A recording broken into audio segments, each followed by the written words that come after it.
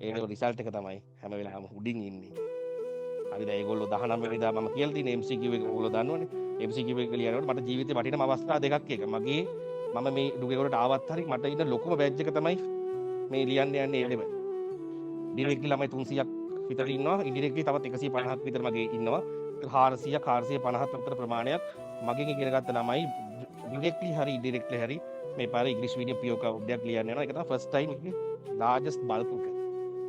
එතකොට එකක් ඊළඟට මම මගේ අවුරුදු 25ක් මම ඉගෙන උච්චම අවස්ථාවට ඇවිල්ලා තියෙනවා. ඒකේ කන්වර්සේෂන් එකත් එදාම තියෙනවා. ඒතර මේ දෙකම ගත්තොත් මේෂ කරොත් මට වටිනාම අවස්ථාව මොකද්ද කියලා ඇහුවොත් මම අර්ථ දක්වන්නේ මගේ ළමයි ටික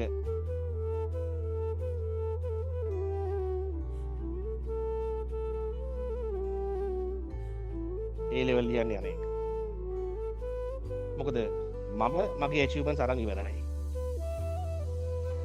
ඒ මිනිසුන්ට ජීවිතේ තව විඳින්න විවෘත කරගන්න අසීමිත දේවල් තියෙනවා. ජීවිතේ ලබා ගන්න දේවල් අසීමිතයි. ඒ ලබා ගන්න දේවල් අසීමිත දේවල් ලබා ගන්න පාඩ විවෘත වෙන්න උදේ. ඉතින් පාර වැහුනොත් එහෙම බෑග් එක හරිය දාගෙන. ආයෙත් 2026 ජනවාරි 1 වෙනිදා අපි RTPC ස්ටාර්ට් කරන දවසට එන්න වෙනවා. මගේ ළමයෙක් නම් කිසි දවසක මගෙන් කෙබස් ඉගෙනගෙන වැරදුනා කියලා පාස්පෝර්ට් නැහැ කියලා හරියට මම නම් හිතනවා කිසි දවසක වෙනත් පන්තියකට යන්නේ නැහැ.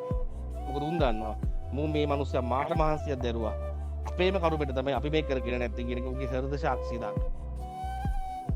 නැතත් අනිවාර්යෙන් දැන් පහුගිය කාලේ සෙකන්ඩ් සයි තර්ඩ් සයි ආපු ළමයි ගත්තොත් උන්ට කෙමිස්ට්‍රියේ